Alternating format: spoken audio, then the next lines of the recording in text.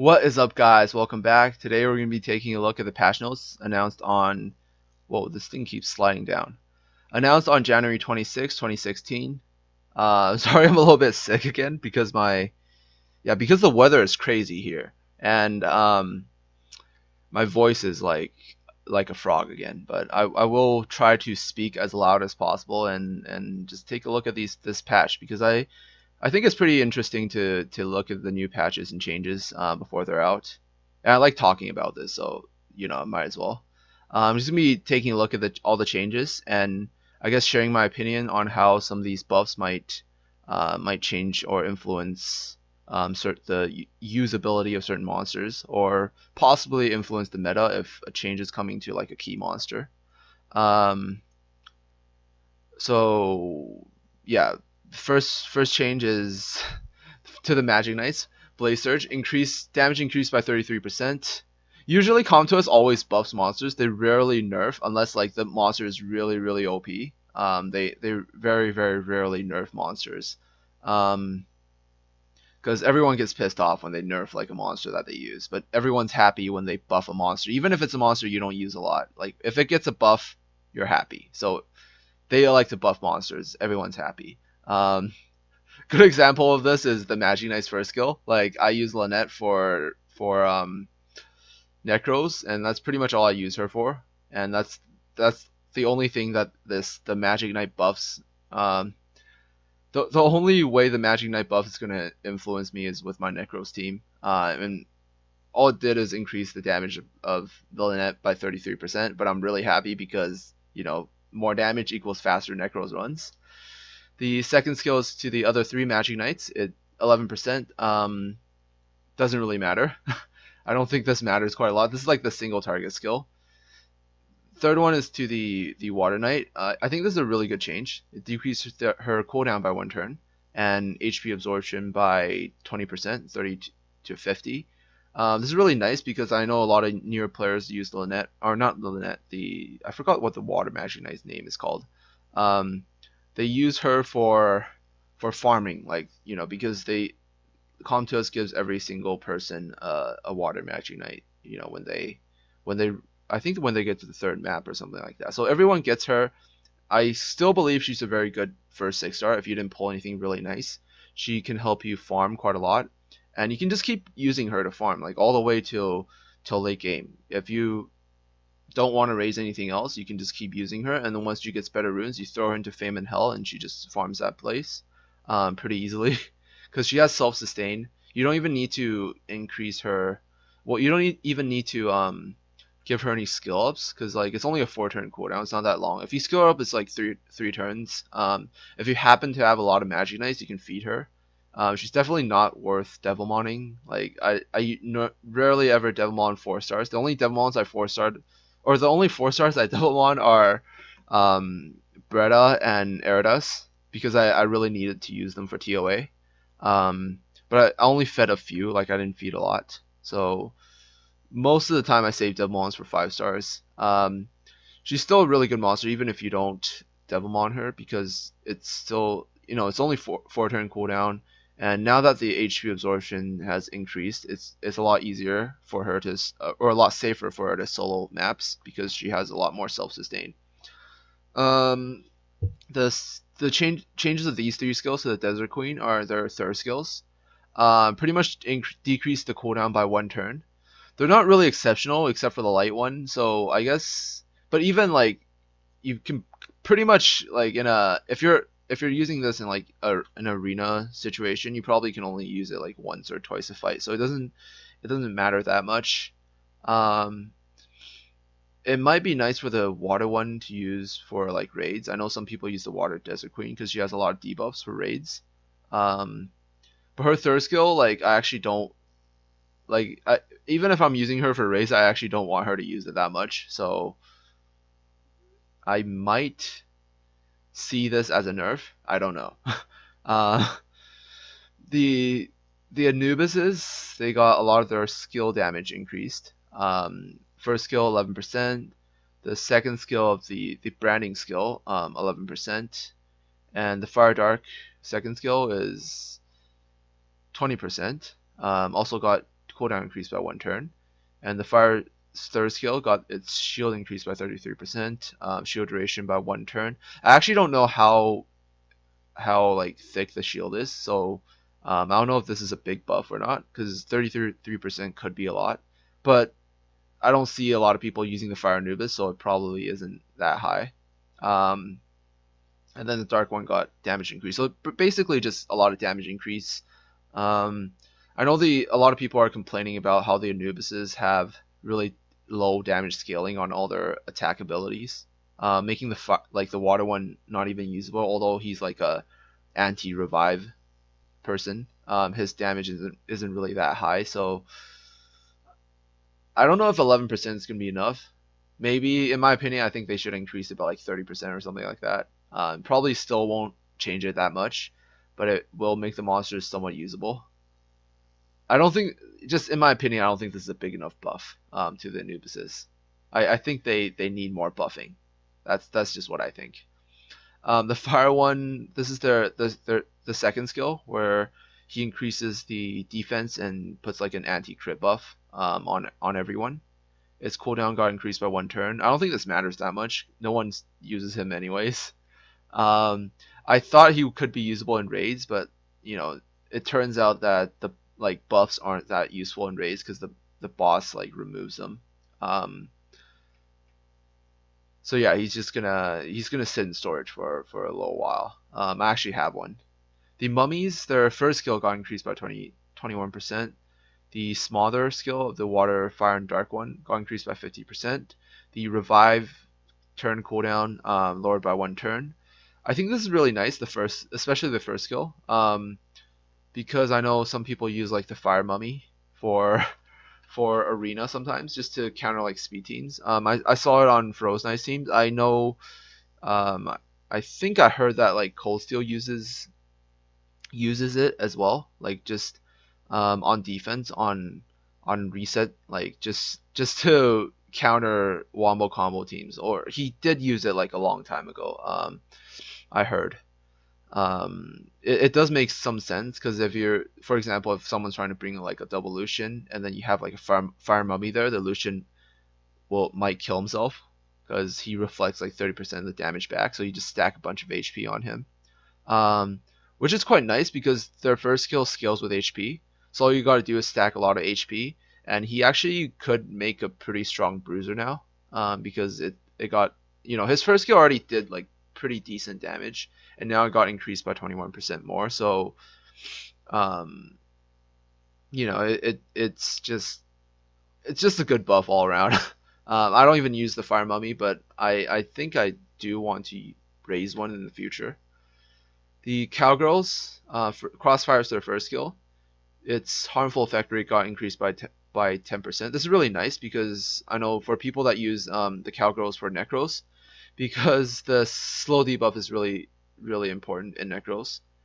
You want to be able to slow the boss so you get more turns, because you can't get a lot of turn advantage in necros. The only type of turn advantage you can get is from the slow debuff. And I heard recently you can actually increase attack speed there as well, as with attack speed buff. It actually does affect your units, so that's why a lot of people are using the Fire Elven Archer. But slow debuff, if you can keep the slow debuff on the boss, you get a lot more turns, so 10% more is always nice. The Howl's got a 10% increase. I don't think this matters at all. Probably buff this by 100%, then he might become the next OP monster. The Fire Mystic Witch, spell removal. This is a remove spell. Its healing got increased by 15%. I think this is, yeah, this is just long overdue. They should have buffed this a long time ago. Because there's no reason for her not to have the same recovery amount as Kona, especially when she's a Nat 3. And I don't know, she might be usable in raids. I don't see anyone use her yet because most people are just using Delphoy or Lisa or something. Because they have those monsters, or most people already have a Kona, so they're using Kona anyways. Not a lot of people use the Fire Mystic Witch, but she might be usable. I don't know how she compares to Kona because I don't know the cooldown of her third skill. If it's 3 turns, she definitely is usable. The Salamanders. Basically, this is the second skill of the water, fire, and light salamanders stomp, and this is the third skills of all the other salamanders. And basically, they just made attack power scale with defense as well. So the damage scales with attack power and defense now, not instead of just attack power. Meaning you can stack a lot of defense on the salamanders and they'll do decent damage. Where I see this is useful maybe is for raids, because I know some people use like the light salamander in raids, just to use as attack debuff and slow against the boss. So now he might do a little bit of damage to the boss as well, which is always nice. The Yeti, my nose is getting clogged. Yeah, I'm definitely definitely a little sick. The water, wind, and light one, heavy smash. Oh, so this is the same type of buff. Damage scales with defense as well. Flame burst and dark burst or shadow burst. This is their second skill. Damage increased by 8%. Doesn't really matter. Not that big of a buff. The Harpoos got their first skill's damage increased by 12%, which is always nice because, you know, more damage for raids, since everyone uses like Colleen for raids. A little bit more damage is always nice. Doesn't change anything really, like it's just a small, really small buff, but you know, any buff is always welcome. Colleen got buffed again with Deadly Dart because she also has Deadly Dart, and its damage increased by 6%. Really doesn't matter. I don't know why they even bother, but you know, it's I'm not complaining.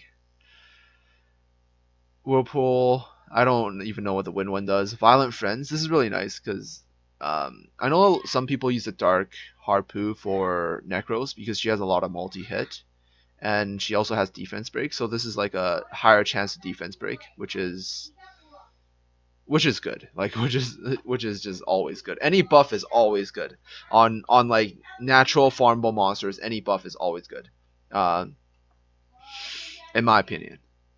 The Water Phoenix Ice Volcano, damage increased by 9%. Yeah, okay, this doesn't change anything. Exposed weakness, chance to decrease defense, increased by quite a lot. This is a pretty huge buff. Like 25% is pretty big. And this is kind of expected because like there's no reason for a Nat 4 not to have the same chance to, like, a lower chance to armor break than most you know, the most Nat 3s like Darien and Bella or something have like a much higher, have like 100% chance to armor break, while she only has like a 25% increasable to 50% 2-hit skill. No, so this is going to be like 75%, I think, when you max skill her. So she's going to have a pretty high chance to armor break now, which is good because like the assassins aren't exactly top tier monsters. So when they buff something that isn't that usable, it might change the meta a bit, and you might see a lot more variety in the arena, which is what I like to see. So that's always good. Death Verdict of so the second skill, the water, fire, and light one, got its damage increased by 15%. Doesn't matter that much, probably. The water one, you know, the water one's third skill, Blade Dance of the Reaper. It basically like is a multi-hit skill, and it can go up to 7 hits if I remember correctly. It goes up to 7 hits, but the number of hits scales according to attack speed. So I don't know exactly how much attack speed you need on her to make it 7 hits, but the requirement for attack speed is lower now, meaning, you know, she will hit more, even if you don't have that much speed, which is okay. I actually have no idea what the Sky Dancer's charge vitality does, because I never see the light Sky Dancer. This affects like I don't know, like 1% of the Summer's War community, probably lower than that, like 0.01% of the Summer's War community. So it doesn't really matter to anyone. Same thing for the Dark Dragon Knight. Attack bar increase effect increased by 10 to 20%. This is actually a pretty big change in my opinion, because there's a lot of floors with Dark Dragon Knights involved in TOA, and that's pretty hard. Like stage 93 of the Lilith rotation. Um, yeah, I don't want to see 20% attack bar increase. Like I'm a little bit worried about this. Not that much. I can pretty much still clear the stage. But it might make TOA 93, which is already a pretty hard level, even harder. Because it's not exactly a hard level. It's just something you have to. It's just a floor where you have to kind of RNG a bit and use like a gimmicky strategy to clear. So the skills of certain monsters have been changed. Slash Wind increases, instead of increasing critical rate by 30%, now provokes for one turn with a 100% chance. Okay, like I don't think anyone uses the Wind Vagabond, although I kind of did want to try to use him, because he does have a third skill that decreases attack bar by 100%, and that's Slash Wind. That's his third skill. So now it also provokes, which is probably pretty nice, because if we're boss levels of TOA hard, the only way to CC them is to provoke and decrease their attack bar, and this skill now does both. But one of the reasons why I didn't why I didn't want to raise the Wind Vagabond was because his HP was like really really low. It was only like 8,000. His defense is only like 5,000, so it's actually really low. But he's also getting a buff here where he's getting a stat change. So I think what Comtuos is trying to do is trying to make him a stronger monster for TOA. I think they realize that he's pretty strong for TOA. And if he has really good stats, he might be a really good monster for TOA. Like if you just want to have a monster that can help you CC the boss for boss stages, you can just have him decrease the boss's attack bar and also provoke at the same time. It's like killing two birds with one stone, pretty much. Soul Protection is the buff where you can't die, right? Yeah, that's what it is. Soul Destroyer. I don't think this matters that much, although it's pretty nice. It's always nice to have certain buffs. Soul Protection. This way, if you kill someone with the Water Anubis, and they have a nuker still alive, they can't nuke down your Water Anubis in the next turn, which is pretty good. The Water, Fire, Dark One, Defeat Wild Dog. Additional effects, critical hits will increase attack bar by 10%. This is nice, although it doesn't work against the Necros boss, which is a little bit disappointing, but it will work against the other stages, which is pretty nice. The only place where the Cowgirls are kind of being used are for Necros, so everything like everything about the Cowgirls have to kind of be about Necros, because it's kind of the only place you see them around. Their damage isn't that high. Like the scaling of their damage isn't that high for them to be really good monsters for like PvP and stuff. But they do have a lot of multi hits. Like especially the water one, who has like dots and multi hits and slow. It's really really nice for the Necros boss. Whirlwind Shot increase. Instead of increasing critical rate by 50%, skill will now decrease the target's attack bar by 15 with critical hits. Actually, I have no idea what that skill does, so skip. Nine-Tail Fox, Dark, Nightmare, stun effect applied on critical hits now will be a guaranteed stun. This skill puts sleeping targets, like it replaces the sleeping effect on targets with a stun. So now this is like can't be resisted pretty much, since it's like guaranteed stun. Sea Emperor, Fire, Rain of Stones, additional effects. Your attack bar will be increased by 25% for each stunned enemy target. Alright, this is pretty OP. Since the Fire Sea Emperor isn't like super super top tier, would have been happier if they buffed the Sea Emperor's second skill, buff Mananan even more. Yeah, that would be a bad idea. This is probably the biggest change. This is the one that everyone's talking about. Like they changed Chao's second skill from Torrent to Justice. Justice is like Leica's second skill. Torrent is like Chao and Leo's second skill. Yeah, it's basically makes him like more of an attack type monster. So you can like YOLO Chao is probably stronger now, since Justice has like a better scaling with attack.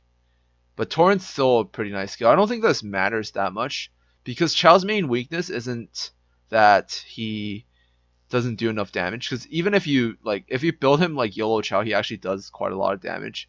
It's that his passive doesn't actually stop him from being one-shotted. Like all it does is increase the healing of himself. So like he's not like Camilla that stops like OP critical hits and also heals herself. He only heals himself every turn, although he heals more than Camilla. Um, but the way you kind of like use him for PvP is like YOLO Chow pretty much. I'm not super sure. I don't own a Chow, so I'm just talking out of my ass pretty much. Uh, Flow wait increases the damage according to current HP. So does this mean if you have more HP, you do more damage? Okay, I think Chow's getting a pretty big buff. Well, we're gonna wait around and see. Chow owners probably pretty happy right now, pretty excited, since Chow's getting a pretty big buff. The Undines, Water, Aqua Frenzy, additional effect 50% chance to increase the target's chance of landing a glancing hit for 2 turns. This is really nice because I use stealth. I use McKean as my reviver sometimes. And this might make her a pretty strong TOA monster since she now provides glancing and she can CC with her third skill. She also heals with her second skill, and her second skill is an AOE, so you can build her Despair, and her third skill is a Revive, so you can make your like TOA runs really safe. So McKean might be pretty nice now. Fire Frenzy, additional effect, 50% chance to disrupt the enemy's HP recovery. And the dark ones decrease attack bar by 30%. So this is really nice because they're not like really OP monsters. So any buff to non like main meta monsters are always nice. Oh god, I think I've been talking for too long. All right, let's get this thing finished. Um, the Taoist. Sorry about that. The Taoist. Water, fire, wind, light, dark, fake attack, first skill. Now, increased critical rate will not decrease the target's attack bar for 1 turn. If the attack lands as a critical hit, this attack will additionally increase the target's chance of landing a glancing hit for 1 turn. Oh my god, this is really, really strong. For the Wind Taoist, because some people use the Wind Taoist for TOA. So now the Wind Taoist will decrease attack power and also glance and decrease attack bar with 2 skills. So that's really, really strong. That makes him pretty top tier TOA monster. And I have one raised max skill as well, so I'm pretty happy about that. Angry Wave, the water and dark one, additional effect stuns the target for 1 turn if the target is already under attack speed decreasing effect. This is pretty cool. Flame Ascension, additional effect increases attack. Each attack has a 30% chance to increase the target's cooldown for 1 turn. So this is like a mini Zyros. The Fire Towers is like a mini Zyros now, although he doesn't do that much damage. The water one, remove heal. The skill now remove 2 harmful effects instead of 1. A little buff, not that big, but still nice. Fire one, dispel attack. The skill now removes up to 6 harmful effects on allies instead of 4. I don't know why they just don't make it like remove all harmful effects, and then the house will suddenly become like a monsters really good for raiding, like farmable aerial plus Konamiya, the water howl. The Undyne's light one, absolute defense. This is the one where she grants like invincibility, and now also removes up to 2 harmful effects on allied target and grants invincibility. So it's gonna be kind of like Neil's second skill now. The Fire Sylphid skill now active when you die from continuous damage, bomb damage, reflected damage, etc. So it used to not activate the one where she like max heals everyone when she dies. Now it also like works when she dies from dots, bombs, and reflected damage, etc. And the Vagabond change where he's getting like an HP buff. Hopefully this is a big buff, and he will become a pretty nice monster for TOA if this works out. These are just new leader skills. I think the Death Knights are getting a leader skill. I'm pretty happy about this because I I'm raising the dark one and the wind one, so they're now resistance leaders. So actually wait. This is really nice. Um, I could run them and then not run Praha anymore because I don't think Praha is that strong for raids. Like she's her resist leader is really nice, but it's she doesn't provide anything else. Like her first and second skill is kind of useless against the boss, and you kind of have to build her violent. And I like to build her despair for arena, so I might switch my main healer to Chasun or something instead of Praha. This way I can run Chasun. Um, I can run Chasun for the attack power buff, and then Chasun also has like a second heal with her Fallen Blossom. This way it's like less likely for anyone to die. Um, and I can just run Diaz leader for resist. Although I'm going to be losing like an 11% resistance, but I can easily make that up with runes. I think, hopefully, I don't know. The Rakshasas are getting leader skills as well. I have a Hua that I'm ready to raise right now, and I have a Yen, which is really nice because Yen's getting the attack power buff, so I can run her leader for Necros. Um, no, I should still run Lynette leader because speed leader is still stronger. Um, but if I decide to make a full attack team, I could run Yen leader. And the cowgirls are also getting some buffs for like the water one's getting a attack power buff for dungeons. So if you run the water one, you don't have any other leader skills, you can run the um, water one for Necros. I think that's pretty much it. These are just AI changes and skill description. I'm sorry I haven't made a video in a long time. My schedule's just a bit fucked up and I'm a little bit sick. So um, I've been a scrub. That pretty much. I've just been a scrub.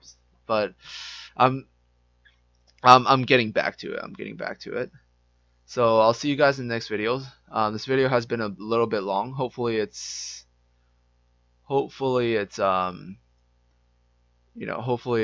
insightful. I will end it here. I'll see you guys in the next video. Peace out.